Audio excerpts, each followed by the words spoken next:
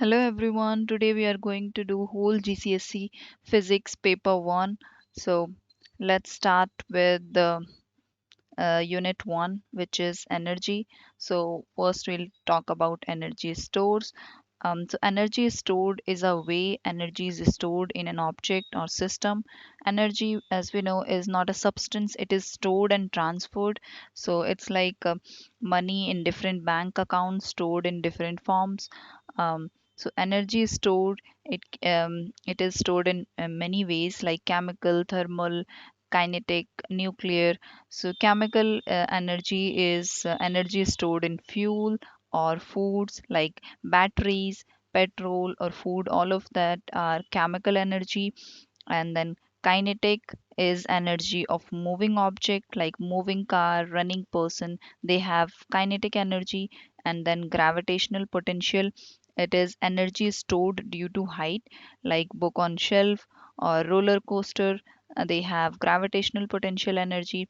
Then elastic potential, it is energy stored when stretched or compressed, like spring or rubber band or bow.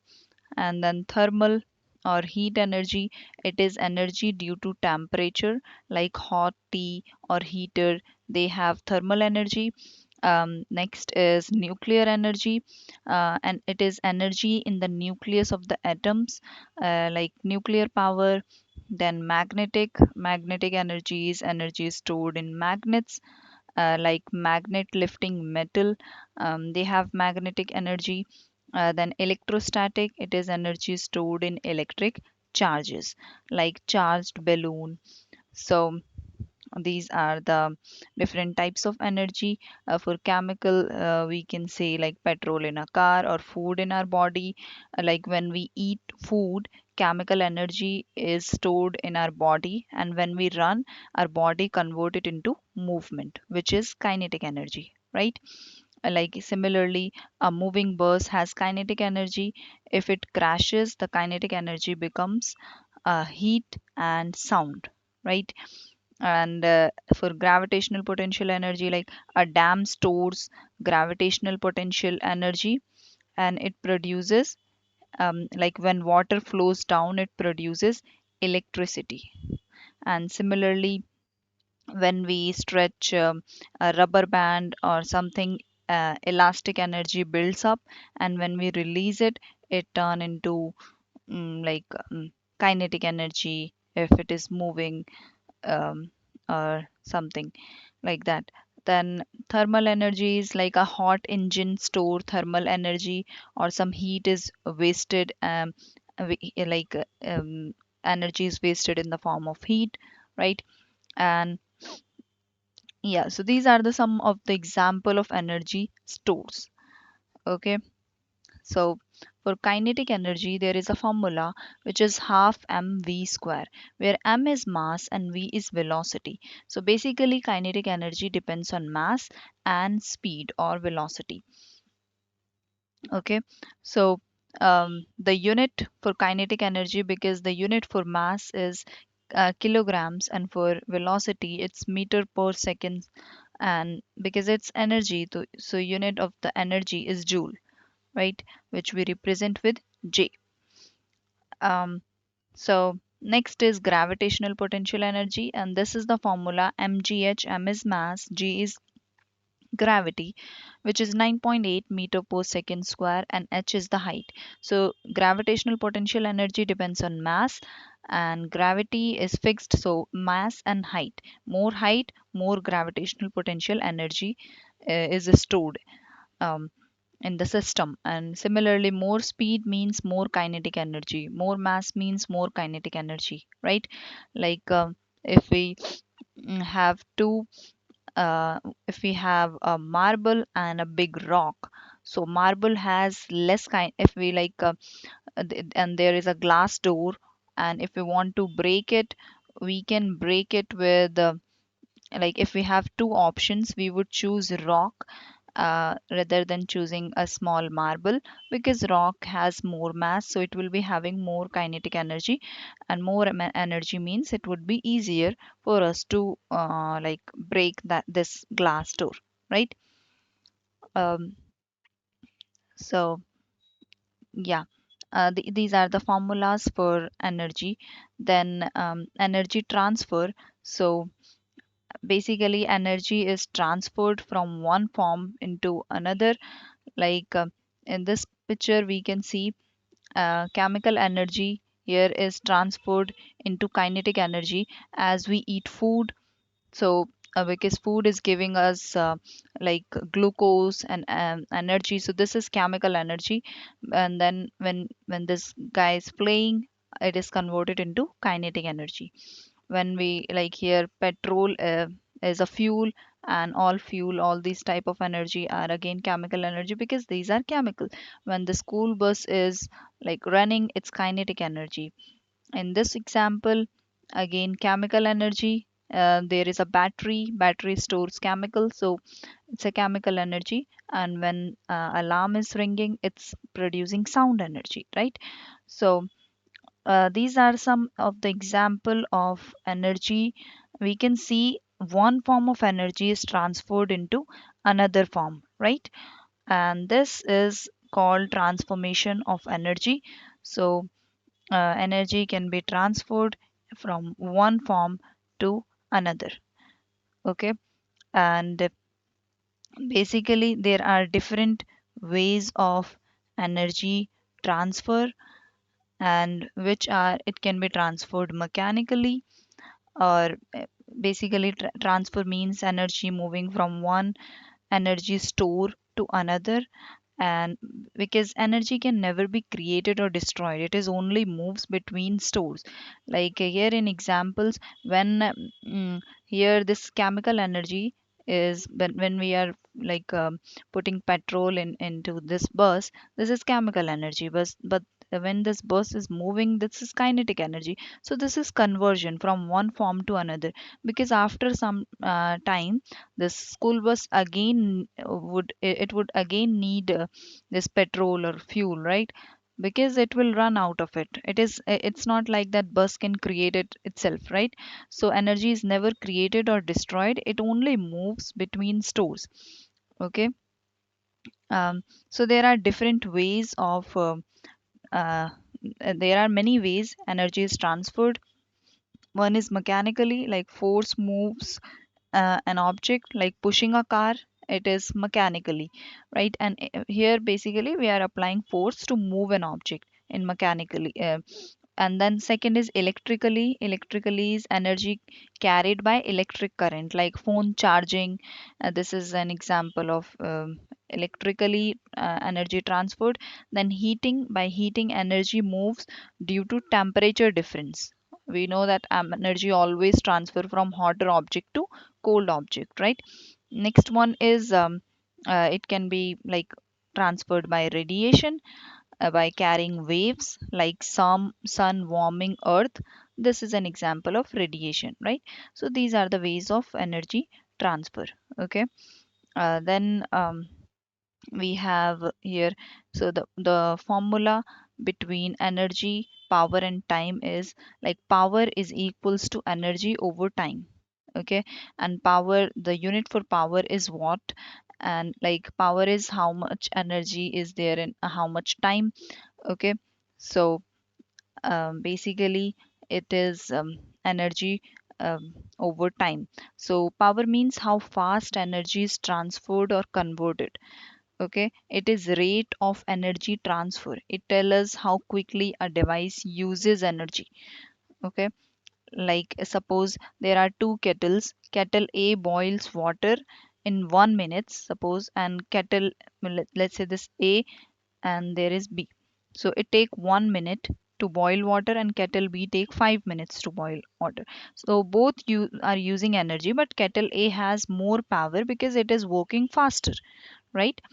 So this is what power means, which is energy divided by time. The unit for energy is joule, and for time it is seconds. So joule over second, joule per second is watt. Okay. Like suppose there is a TV. Let me solve a question here. Let's say there is a TV which uses 600 joules energy. So this is energy, and in 10 seconds. So the time is 10 seconds.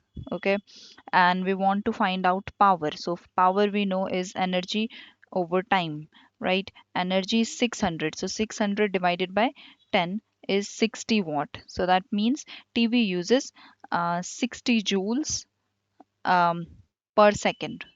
Okay, that's how we can find power. And then uh, the other topic is energy efficiency. So basically energy efficiency, this is the formula: useful energy out over total energy in times 100%. So it means how much of the input um, energy is turned into useful energy. Okay, so like the less wasted energy, the more efficient a device is. Okay, so a good device waste less energy, and a bad device waste more energy. So because energy is never 100% efficient, there is always some waste energy. It can be in the form of heat, in the form of sound, in the form of light, which is not useful. Like when a phone is charging, it gets warm. That heat is wasted energy, right? So it is not 100% efficient. It can't be. So efficiency is basically useful energy output divided by total energy input. So this is input and this is output times it with 100. And like let's solve a question over this topic. Let's say there is a bulb which uses 100 joule, but only 20 joule becomes light out of 100. So the efficiency of the bulb would be 20 divided by 100. So basically this is the bulb using, and this is this much it is converting into light. So 20 divided by 100, and then we basically times it by 100. So which is to convert it into percentage. Okay, so 100 cancels out, and the efficiency is 20%. Okay, so basically 20% it is efficient, but 80%, because 100 minus 20 is 80. 80% energy is wasted. This is what it means. Okay, let's say there is a fan which uses 500 joules, and 400 joules moves air. So 400 joule is only moving air. Okay, so efficiency, to find efficiency, what we do: 400 divided by 500 again, and then we times it by 100. So let me write it in this way. So 100 and divided by 500 is 5, right? And then 400 divided by 5 is 80, because 5 times 8 is 40, then there is a 0. So it is 80%. So that means only it is uh, like 80% efficient. If 80% efficient is good, and here basically 20% energy is wasted, because 100 minus 80, 20, right? This is what efficiency means. um, so next is yeah next is specific heat capacity. So this is the formula for specific heat capacity, which is delta E is equals to mc delta T. Delta means change. Okay, this symbol, it means change. So this is change in energy. M is the mass in kilogram, C is specific heat capacity, and delta T means change in temperature, which is in degree Celsius. So specific heat capacity means amount of energy needed to raise the temperature of 1 kilogram of substance by 1 degree Celsius. It tells us how hard it is to heat a material. High specific heat capacity means it takes a lot of energy to heat up, and low specific heat capacity means it heats up really quickly. Okay, like if we take example of water. So why does water heat slowly but cool slowly? um, because water has a high specific heat capacity. So it has high specific heat capacity, and so high means it will like take the amount of energy needed to raise its temperature by 1 degree Celsius is like more. Okay. And low specific heat capacity means it heats up quickly. Like for example, metal. They have low specific heat capacity means they heat up very quickly. Okay. So basically the formula we learned, energy is mass C, and then delta T, which is temperature. This is energy, mass, and specific heat capacity, and this is temperature, right? Suppose there is a 2 kilogram block of metal. This is 2 kilogram, and it has 500 joule per kilogram degree Celsius of like specific heat capacity. Temperature is rises by 10 degrees Celsius. So if you want to find the energy required to raise its temperature, it would be 2 times mass times this specific heat capacity times change in temperature, which is 10. So if we times it, we get 10,000 joules. Okay. That's how we do it. And so yeah, that's why like we use metal pans for cooking and all, because they heat up fast, right? So yeah, like sand, they heats faster than seawater because they have if something is like heating quickly, uh, so that means their specific heat capacity is low. Okay. um, then we have conservation of energy, like we talked about transfer of energy. So conservation of energy is basically how there is a law of conservation of energy which says that energy cannot be created, it it can't be created or destroyed. Okay. It can only be transferred from one form to another form, like we have seen here in this picture. It is transferred from one form into another, right? So this is only possible, and this is called law of conservation of energy. Okay. So total energy before is equal to total energy after. Like because some of the energy is wasted, but still it is converted from one form into another, right? So there is no device that can be 100% efficient. Okay. Then next is work done. So work done is force times distance, and the unit for force is Newton. The unit for distance is meter. So the unit for work done is also joules, like the for the energy, because it tells us like when a force causes an object to move in the direction of the force, the work is done. So if nothing moves, no work is done, because here we can see that work done is dependent on the distance. If an object is moving by when we are applying force, or it is covering some distance or displacement, then work is done. If there is no movement, if the distance covered is zero, the work done is zero, because they are in multiplication. If this is zero, then total work done is zero, right?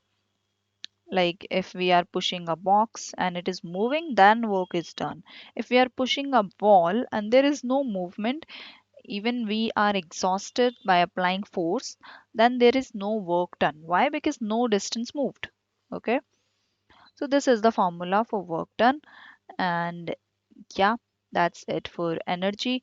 Yeah, there are some we need to talk about uh, renewable and non-renewable sources.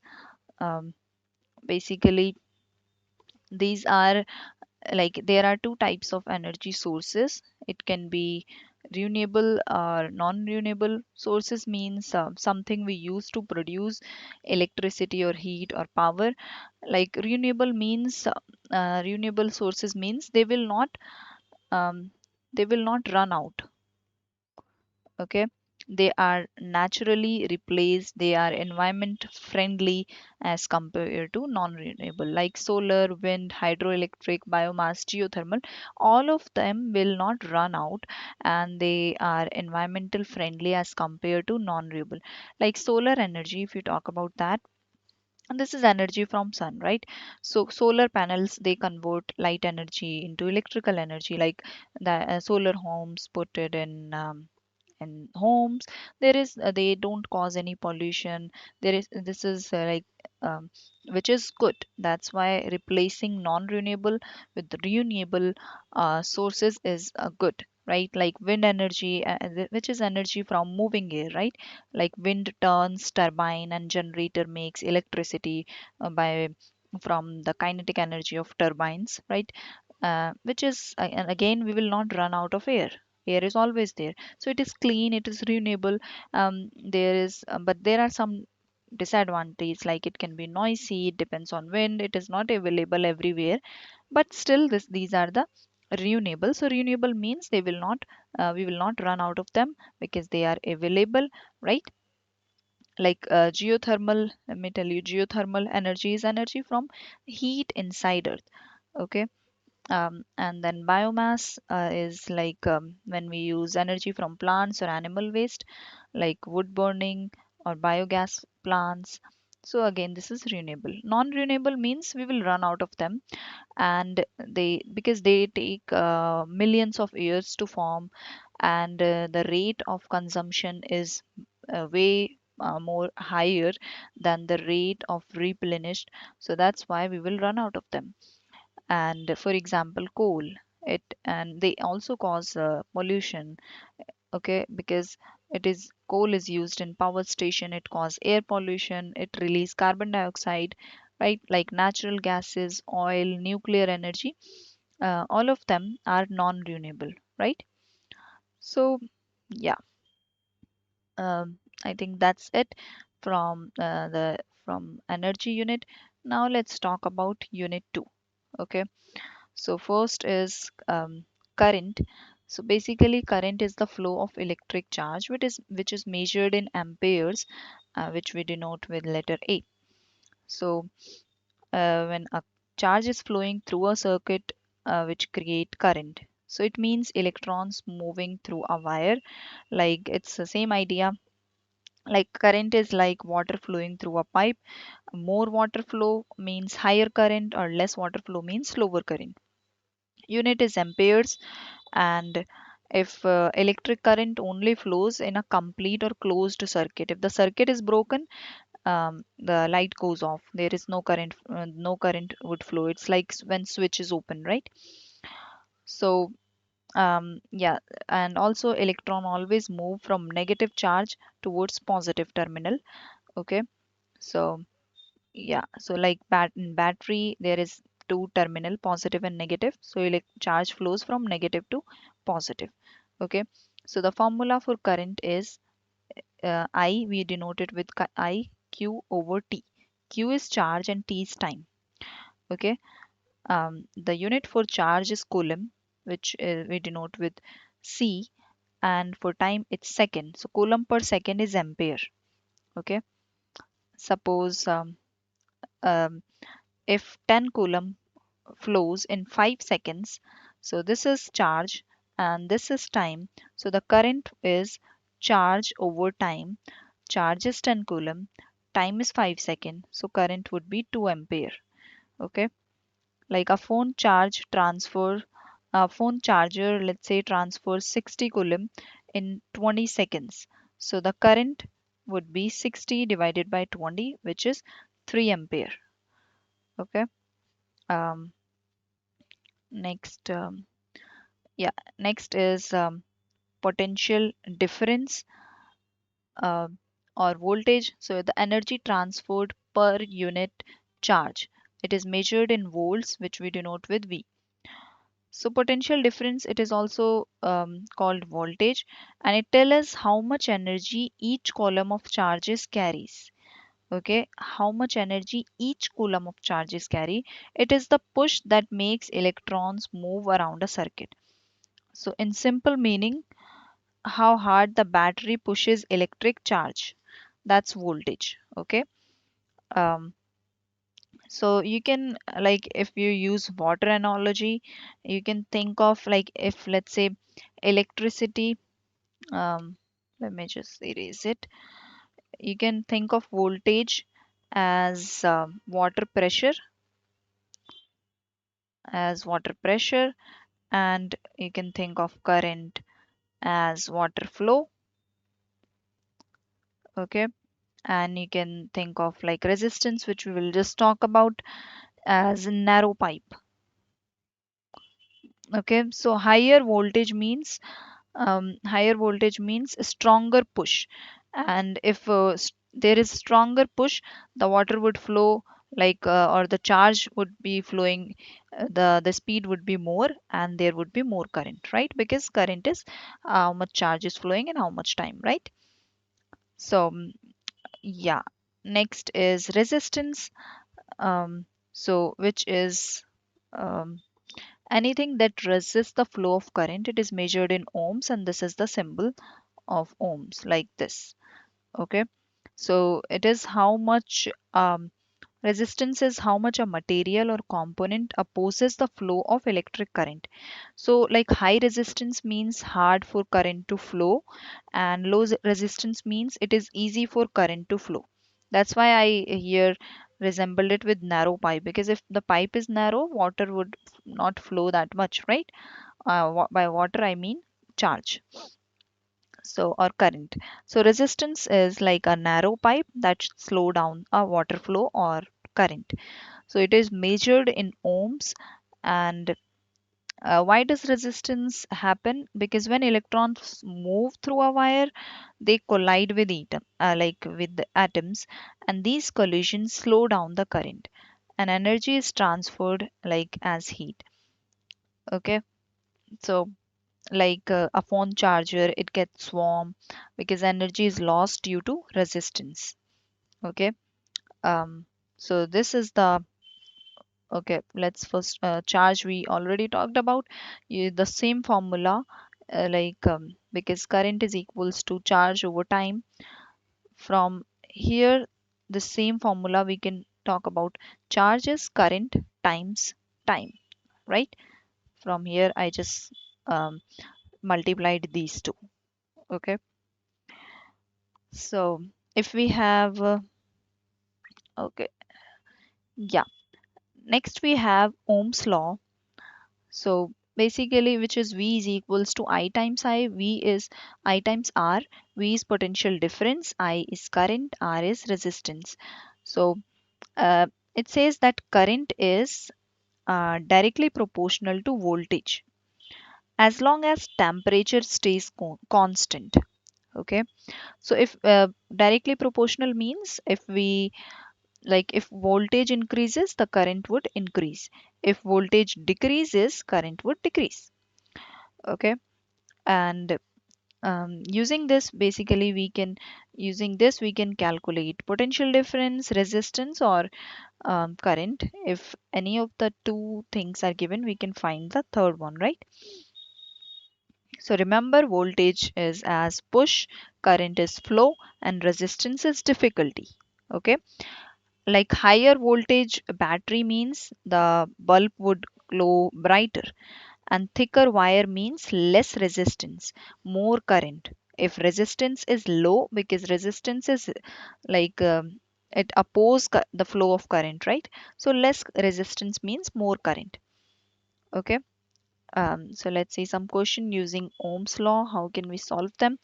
So if we have given voltage as 12 volt, and if resistance is 4 ohm, then we can find current, because current is voltage over resistance, and which is 12 divided by 4. 4 times 3 is 12, so the answer is 3 ampere. The unit for current is ampere, remember it. Similarly, if we have given, like, let's say potential difference as 24 volts, and let's say we have given current as 3 ampere, we can calculate resistance, which is voltage divided by current, and 24 divided by 3, and that would be 8 ohm because it's resistance. So make sure accordingly you put the units. Okay. So we can again revise the relationship. So like if you take an example of light bulb, so more voltage means more current.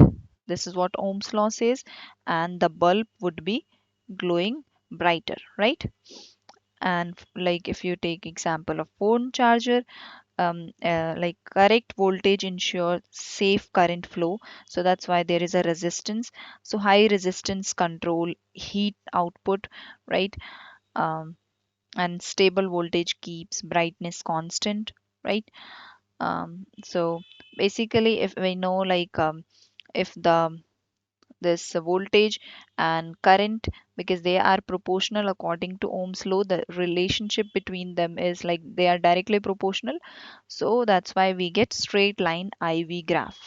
Okay, this is straight line IV graph we get. This is I is current, V is potential difference. According to Ohm's law, that's how we plot them. Okay, and yeah, then we have electrical power.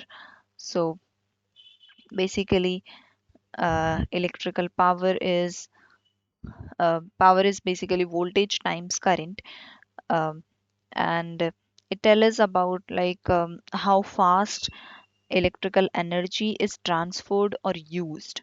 Okay, so basically power is the rate of energy transfer, and it tells us how quickly a device is using electricity. Okay, it is like how a high power device uses more energy per second, right?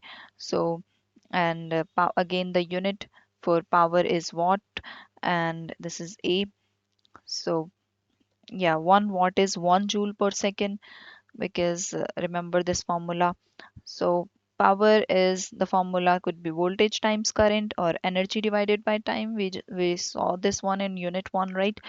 um, or it can be there is one more formula for power, which is um, like from the formula of power we can find the energy also, right? Energy is power divide like power times, if we multiply power with time we get energy, right? Let's see some example.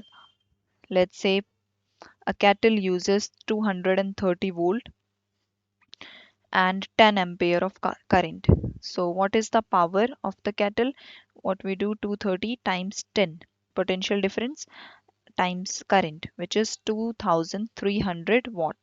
So a kettle is high power, right? Like a phone charges transfer 6000 of joules in 300 seconds.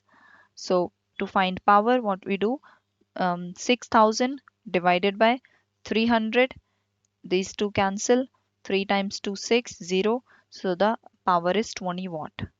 Okay, that's how we can calculate it. And yeah, so next topic is series and parallel circuit. And here in series and parallel circuit, basically we know circuit is a complete loop that allow current to flow, right? If the circuit is broken, current stops, right? So in a series circuit, this is a series circuit, components are connected in a single loop. Like here you can see there is a single loop and one path for current.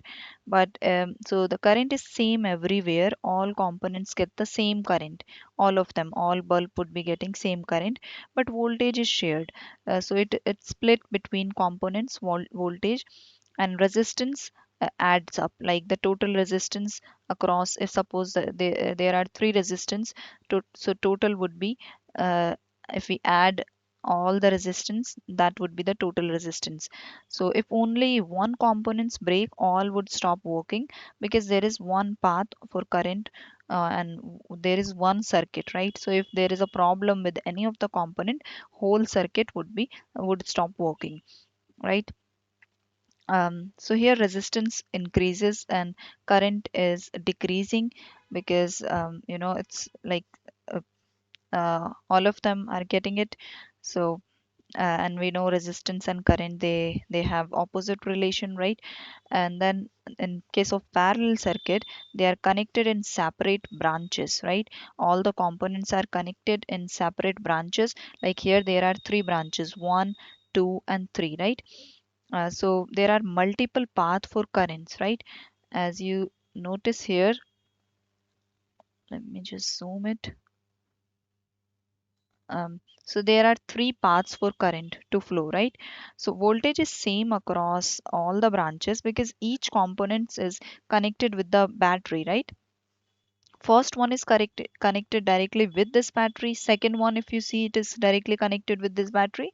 So each components get full battery voltage, but current split between branches. So total current is sum of branch current. Like total, if this is current for this is 6, this is 4, this is 2.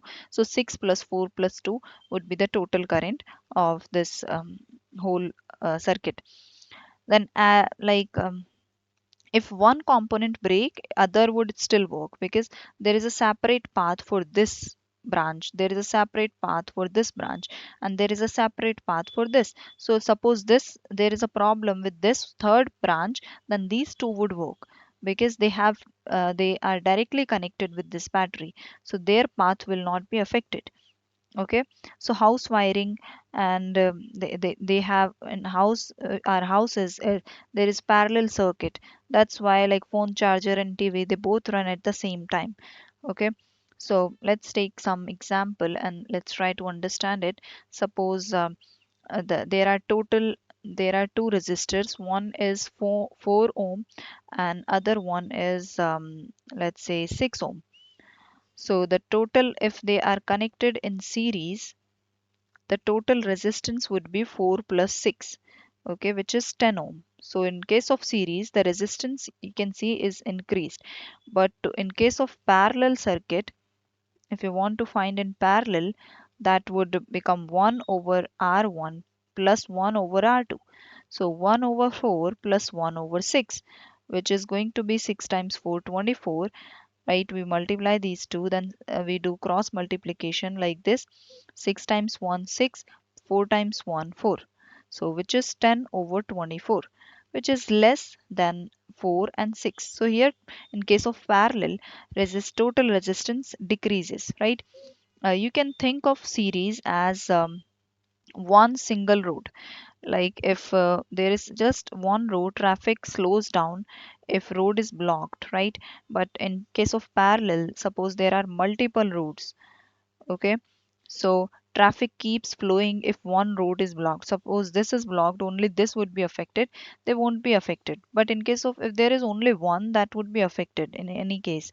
If anything is like if anything fails in this single road, that would affect. That's why in series, if any components fails to work, the whole circuit would stop working, right?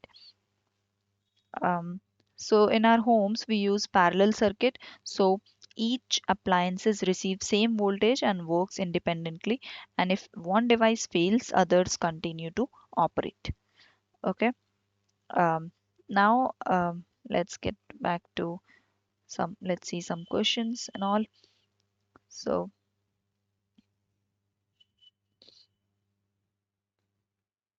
basically we need to look at this. Yeah, there we have a question. As you can see, let me use ink, my pen. Yeah, okay. So in this circuit, students built a circuit containing a battery, and there are three resistance, R1, R2 and R3. Let me use a different color. Yeah, this is R3. Calculate current at this cross marked. Here we need to calculate current. So current, because in parallel circuit, current is shared between the loops, right? So current in first loop and current in second loop, these are the two loops, right? So to find total current, we need to add them. So this is I1 plus I2. This is the total current. Um, so basically, as you can see, the total current is 6 ohm. Out of 6 ohm, 3, the current is splitted here at this point, current is splitted, right? In first one and in second one. So if 3 ohm is going in second loop, what would be the current in first loop? So we can just subtract this 6 minus 3, 3, right? It is split it. So the current across this marked would be 3 ampere, right? 6 minus 3. Then we need to find the potential difference across R1. So R1 is this. Here we have R1 potential difference across this. We would use Ohm's law, which is R is equals to V over I, right? Because we want to find potential difference. So if we will just keep V this side, and that would be Ri. R times I. R is resistance, and I is current. So resistance here is 1 ohm. As you can see, 1 times current is we just total current across, as you can see here, is 6 ampere in in this one, right? So we will write 6. 6 times 1 is 6. So it's 6 volts, right? um, Suggest possible values of the potential difference across the resistors R2 and R3. So across R2 and R3, let me use the eraser to make it better. Yeah. So across R2 is this and R3 is here. So because as you can see, um, the voltage, we just got 6 volts, right? In part B, we calculated potential difference across R1, which is 6 volt. And because this the resistance is same, like R2 and R3, they both are having 2 ohm and 2 ohm, right? So R2 and R2 3, they have same resistance, so potential difference must be equal. So it would be 6 volt and 6 volt. Okay, that's how we got this. Okay, yeah. Okay, I think that's it. Now we can move ahead with our electrical energy. So, electrical energy is basically power times time. Okay, and it tells us about like uh, electrical energy is the energy transferred by electric charges moving in a circuit. So, it is the energy used by electrical devices to do work or to produce heat or to produce light or any kind of energy, right? So basically, it is electrical energy means energy from electricity. So that's why here we should use electricity only. Okay, and this is the formula. We know the unit for energy is joule, for unit for power is watt, unit for time is second. Okay, then the relation between current, charge, and uh, or voltage, I mean current, voltage, and resistance, we use this Ohm's law, which we already talked about. Then we have AC and DC. There are two different types of current, uh, which is one of them is called AC and DC. DC is basically direct current, and AC is alternating current. So um, because we know current is flow of electric charge through a circuit, it can be direct or it can be alternating. Direct means is flows in one, like only one direction, and like in this only this, if this is going like this only in one direction, electrons move steadily from negative to positive. And direct, so it is the direction is constant, constant voltage is there. Okay, that's why it is used in batteries and electronic devices. Okay, but so basically, this is how the direct current looks like.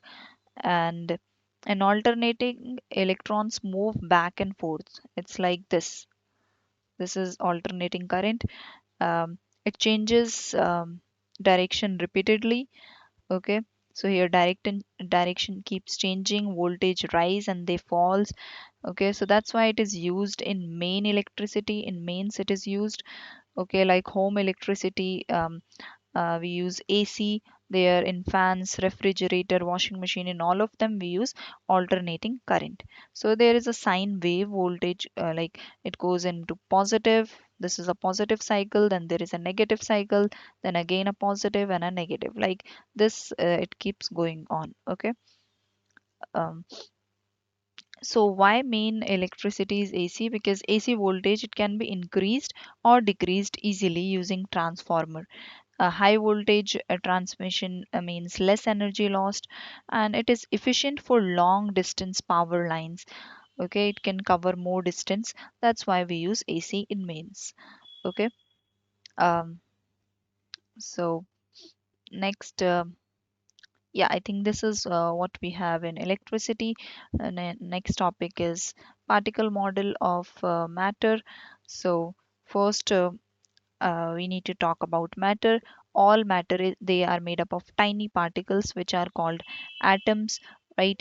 um, and there are different states of matter like solid, liquid, and gases. And these are the three main states of matter. Matter is anything that has mass and that occupies space or that has volume.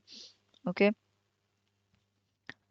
So like, basically states we talked about, and different states have different properties. Like solids, the particles are very tightly packed. In case of liquids, the particles are close but they can move freely. In gas, particles are very far apart, they move in random directions. Okay. um, so the solid, they have fixed shape, fixed volume. In liquid, they don't have fixed shape but their volume is fixed. Like if I put 1 liter of water in a bottle, it will take a shape of a bottle. If I put in a jug, it will take a shape of a jug. So shape is not fixed but volume is fixed. But in case of gas, no, none of them is fixed. No fixed volume or gas, I mean shape, right? um, yeah. Then in case of, basically these state can be changed from one form into another by melting, boiling. Basically if heat is taken or it depends, that the change of state depends on the on heat energy, if heat is absorbed or released. Okay. Like in case of melting, heat is released. Like ice, when it release heat energy, it convert into water, right? So ice is solid, it is converting into liquid by releasing energy, heat energy, right? um, this is how, like, a change of state can take place from solid to liquid by melting and by energy in and out. So yeah. So basically, solid to liquid is melting, then liquid to solid. Opposite liquid to solid is freezing, right? Like water to ice, or evaporation is liquid to gas, right? On heating, if we heat liquid, it will convert into gas or water vapor. If we like for example, wet clothes when they dry, this is by because of evaporation. Boiling is liquid to gas, right? When water start boiling, it convert into water vapors. And if like gas to liquid is condensation, right? For example, steam and water droplets. Like if I boil a water in a, let's say this is a container, it has a water and water is boiling. I cover it with a lid. I will see that there are some water droplets. Why? Because when this water vapor, when we are boiling it, this water vapor, as it cools down, it will convert into tiny droplets. So water vapor is steam, droplet is liquid. So steam to liquid, gas to liquid is condensation on cooling. Sublimation is solid to gas directly, like dry ice. Okay. So basically, why these states are changing from one form to another. So these states like are changing when particles are gaining energy, either they are gaining energy or losing energy, right? So there are, because there are two reason on heating or cooling, right? Because of this state is changing, right? Yeah, like on heating, particles gain energy and they move faster, right? And they spread out. That's why solid melt into liquid, right? Or liquid boil. Like if liquid it boils and convert into water vapor. Okay. On but when we cool something like particle, they lose energy. So here they are losing energy, right? Losing energy, and they move slow. Their movement becomes slow and they come closer, right? So like gas condenses or liquid freezes, all of them. Okay. Yeah. So then yeah, I think that's it. Let me go back to this. So yeah, we need to talk about density. So density is mass over volume, and basically the unit for mass we know is kilogram. For volume it is meter cube, right? So the unit for density is kilogram per meter cube, right? Density means how much mass is packed into a certain volume. It tells us how heavy something is for its size, right? Heavy, like if something is heavy but it is small, like if suppose this is this tiny, but there are lots of matter inside it, lots of mass it contains. Okay. So, and heavy but it is small, so it will be having high density, right? But suppose something is very large, but their particles are, it is made up of very less matter or less mass. Okay. So it will be having low density. It is large but like it is very light but large. Size is large but it is lightweight, so it will be having low density. Okay. The formula for density is mass over volume. So it has more, like it has less mass but more volume. So if mass is more, volume is less, the density would be less. If mass is more, like here, mass, here volume is very less, right? uh, I mean here I said it opposite. Here in this case, mass is less, right? And volume is more. So that's why the density is low. In this one, volume is very low. You can see space is less, but mass is more. So that's why density is high. Clear? So it basically density depends on mass and volume. It depends on mass directly and on volume inversely, right? Suppose object has 200 grams of mass and volume is suppose 50 centimeter cube. So the density would be 200 over 50. So if we cancel this 0 with this, 20 divided by 5 is 4. So we got 40 gram per centimeter cube. That means in per centimeter cube, there is 4 gram of mass. Okay. Um, so that's why like we know if we the different material density is different. For example, for steel, steel is very dense. Okay. But ships, if you notice ships, they float because their overall density is low. Okay, they contain air. They are made in such a way. Like if you compare rock versus sponge, so rock, it will sink into water. Why it sink? Because its density is high. Its density is high. But sponge, if you take sponge, it will float. Why does it float? Because its density is low. Okay. Similarly, oil on water, oil floats because it is less dense than water. Ice is less dense than liquid water. That's why it floats. Okay. So if object density is like um, if it is greater than water, then it will sink into water. If it is less than water, it floats. So yeah, that was about density. Then we have specific latent heat. So specific latent heat, here E, there is a formula, E is equals to ml. E is thermal energy, m is mass, L is specific latent energy, heat energy. Basically, specific latent heat, it is the energy needed to change the state of 1 kilogram of a substance without changing its temperature.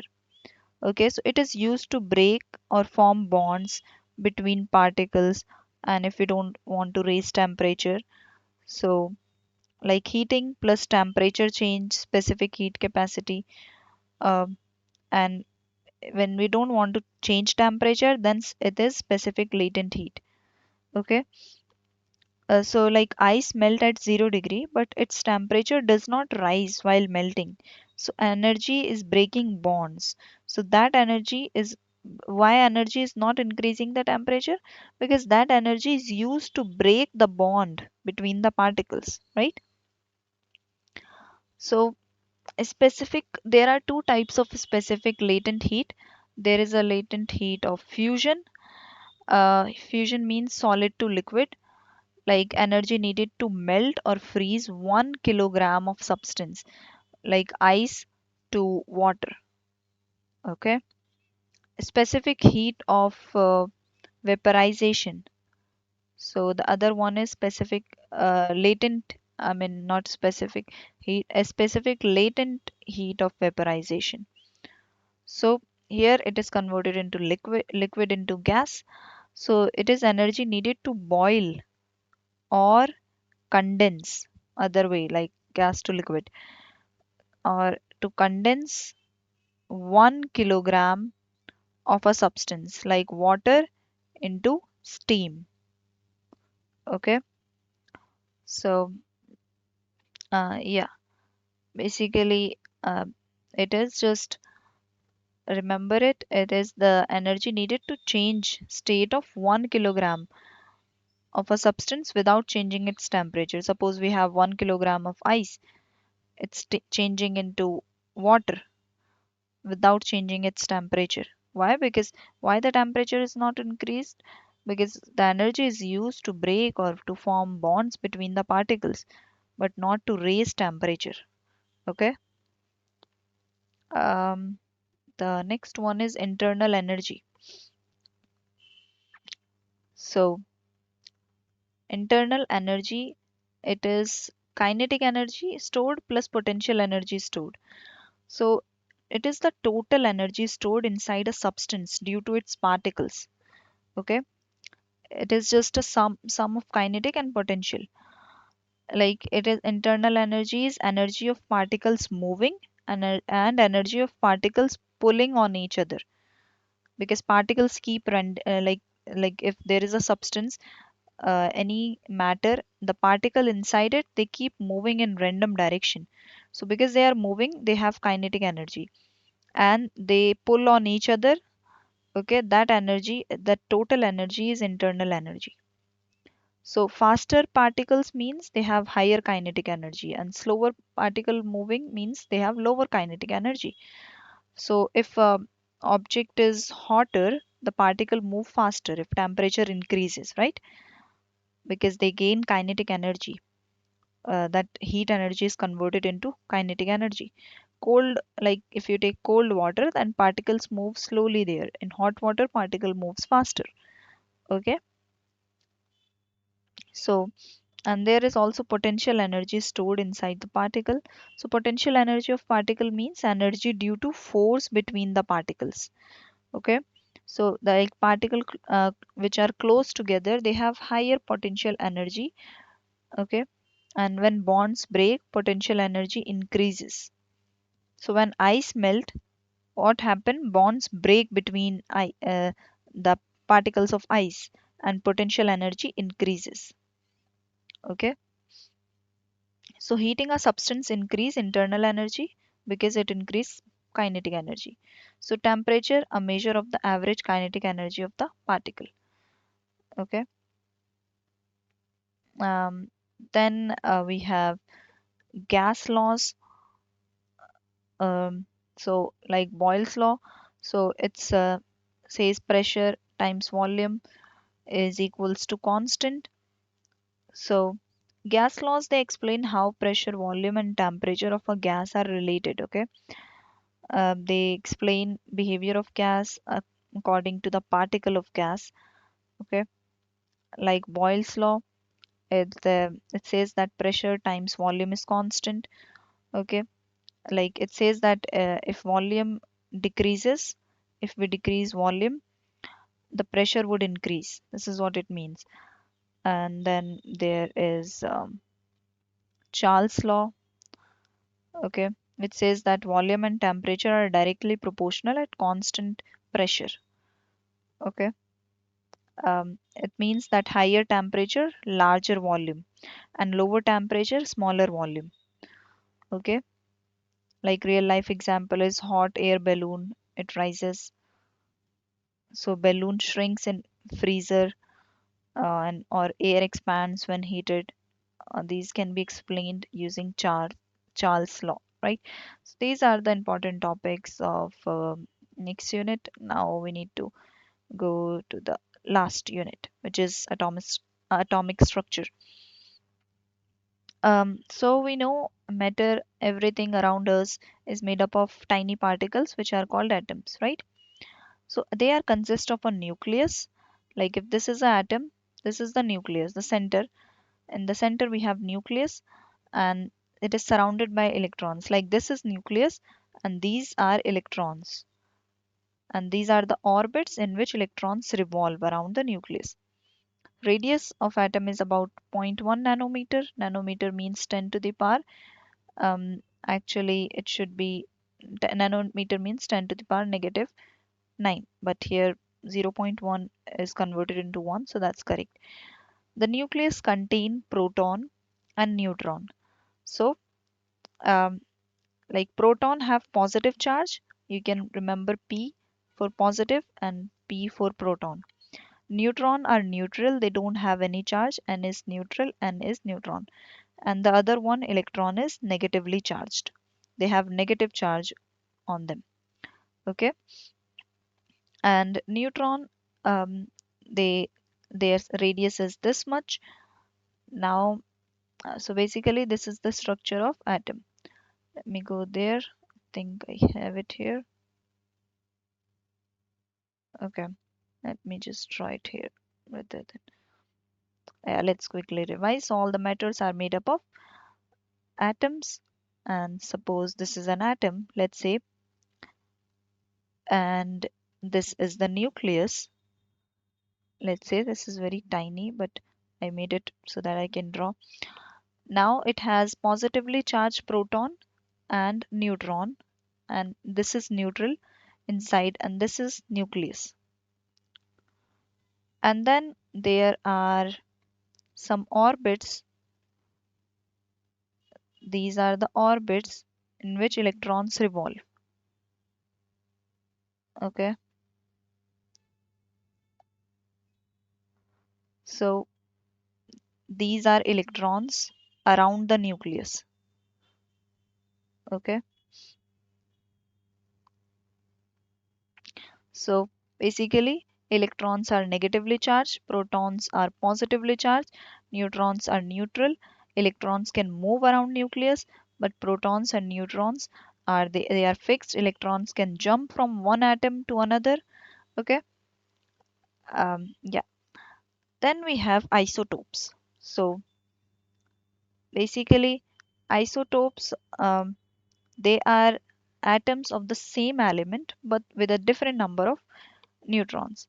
So isotopes, they are like suppose they have same number of proton but different number of neutrons. Okay, their number of proton is same but the number of neutron is different. Like if you see here, in this case, they all are hydrogen, so they all are same element, right? All of them are hydrogen, but first one has one proton, and if you notice all of them have one proton, one electron. But second one has one neutron, third has two neutron, first has no neutron, right? So they have different neutrons but same proton, and same elements are they. So these are called isotopes of hydrogen. Okay, um, so they are same elements, so that means the chemical behavior is same because they all are hydrogen. but their mass is different because of the different number of neutrons, right? Yeah, so exactly. And now we have basically this there were different experiments done by different scientists um, to like for atoms and in the search of subatomic particles and all. So let's talk about Rutherford scattering experiment. Okay, so what he did is, let me go there and explain you here. So like before Rutherford, scientists believed that the plum pudding model, like there is an atom and a positive blob with electrons scattered inside and there is no nucleus. This was the plum pudding model, right? And this is positively charged matter. There are electrons embedded in it. So, but Rutherford wanted to test this model, so he fired alpha particles. Uh, posi- like alpha particles are positively charged particles. Uh, he took a very thin gold foil. This is gold foil, um, and alpha particle source he took, and basically he took a fluorescent screen which can detect particles when they hit gold foil, when they hit screen. Okay, and when he did this, when he hit this, so what he noticed is that most alpha particle passed in the straight line like this. Okay, so that means most of the space in the atom is empty. That's why they were able to pass, right? So most space is empty. Then he, because some alpha particles were slightly deflected like this, so because alpha particles are positively charged, right? And that means there is some positive charge. The positive charge is concentrated inside the atom, and which we know is inside the nucleus in the form of proton, right? A few alpha particle they bounced straight back, bounce back. Why? There must be a small dense positive center, which is nucleus, and it has proton, which is positively charged. So Rutherford said that basically atom has a dense nucleus and which contain positive charge, which is proton, right? And most of the uh, like this area, this is empty space. Electron moves around the nucleus, and this disproved the plum pudding model given by Thomson.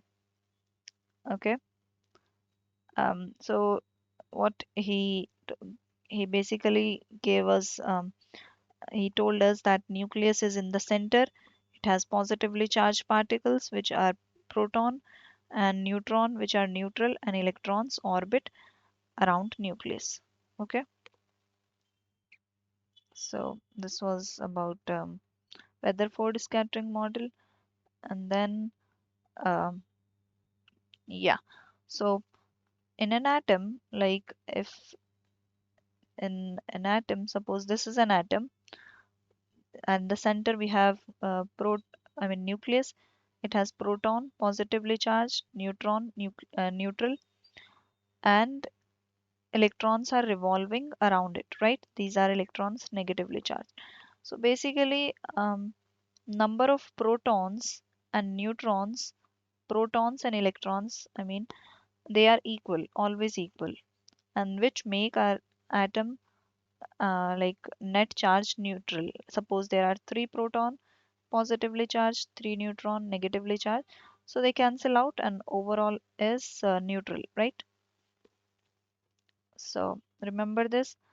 So proton, um, the atomic number is basically number of protons. Okay, like if an atom has six proton, then its atomic number is six, and mass number is number of protons and number of neutrons. Okay, so if we add proton and neutron, we get mass number because nucleus is concentrated, so just by the mass of the nucleus, and the mass of the electron is very less, so we can ignore it, we can get the mass of the atom. And inside the nucleus there is proton and neutron. If we add that, we get the total mass of the atom, which is called mass number. So to find mass number, we add proton and neutron, number of protons and neutron, and atomic number is just number of protons. Okay, like in this one, the mass number is, because there is one proton, so mass number is 1. In all of them, mass number is 1, but uh, sorry, I mean atomic number is 1 because there is one proton, but mass number in this case it's 1. Here mass number is 2 because proton plus neutron is mass number, number of protons and neutron. Here mass number is 3 because there are 2 plus 1, 3, right? So the mass number is different, 1, 2, and 3, but atomic number is same here, 1, 1, and 1. And that's what this is what isotopes are. They have same atomic number but different mass number because of different number of neutrons in each atom, right? Is this clear? Um, yeah, this is very important. You need to remember what is atomic and mass number. Next one is a nuclear radiation. Um, which is there is alpha, beta, and uh, gamma. So alpha, it is highly ionizing, beta is moderately, and gamma is weakly ionizing. So basically, nuclear radiation is the energy or particles released from an unstable atomic nucleus, because some atoms are unstable, so they decay to become more stable. They keep decaying because they want to become stable. Okay. If the nucleus has like, let me go there. Like if, why does radiation happen? Because if this is an atom and this is the nucleus of the atom, if the nucleus has too many neutrons, neutron are like neutral particle inside the nucleus, or if the nucleus has too much energy, so it becomes unstable. Okay, and it keep releasing radiation. Why? To become stable. It release energy to become stable, and this is what is called nuclear radiation.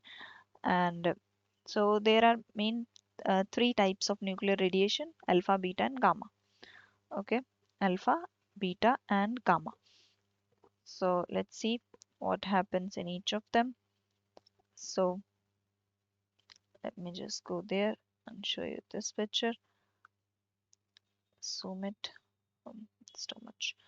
Yeah, let me just erase it. Okay, so um, what is alpha radiation? It is like helium nucleus. If you talk about helium element, its nucleus, it contains two proton and two neutron. Okay, because we know nucleus contain proton and neutron, right?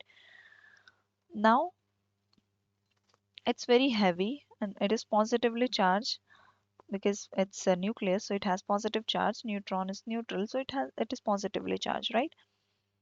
So basically, in case of helium nucleus, like if you see, there are two proton and two neutron. Okay, but in case of beta radiation, and this one is like uh, its properties, it's heavy, positive charge, and strong ionizing.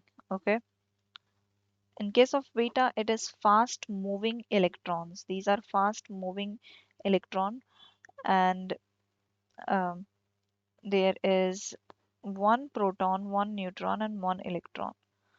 Okay, and in case of gamma decay, it is high energy electromagnetic wave, right? Um, and then basically, let me go back here. I'll explain here. Choosing different color. Okay, yeah. So in alpha radiation, what we just saw is it is made up of two proton and two neutron, right? So it is the nucleus of the helium atom, right? So alpha decay, how does alpha like decay changes an atom? So if alpha decay take place, atomic number decreased by 2. Okay. So in case of alpha decay, that's why it's written -2 and uh, -2 neutron. Okay. Yeah. So atomic number we learned it's just number of proton, right? And mass number is proton plus neutron. So if there is two in case of alpha decay, when alpha is emitted, because it is emitting, right? So atomic number would decrease by 2 because proton is like two protons are emitted, right? And two neutrons. So mass number is proton plus neutron, right? So mass number is decreased by 4 because proton is 2 and neutron is 2, as you can see here, 2 and 2, right? So the total mass number is decreased by 4. Okay, suppose uranium 238. Okay, so when it like when alpha decay take place, it will convert into thorium 234. So from 38, this is the mass number, right? It is decreased by 4. So because two proton and two neutron are decayed, so we got 234 after alpha decay. So its penetration power is like uh, this can be dangerous inside the body because they alpha strongly ionize atom. It damage cell. Okay, so then we have beta decay. These beta radiation, these are fast moving electron released when a neutron turns into a proton. Okay, so the charge is -1 because it's electron, and its mass is very small. So how beta changes, like beta decay changes an atom, a neutron will convert into proton, and a beta uh, like like is electron, or we can say beta decay take place. So atomic number is increased by 1.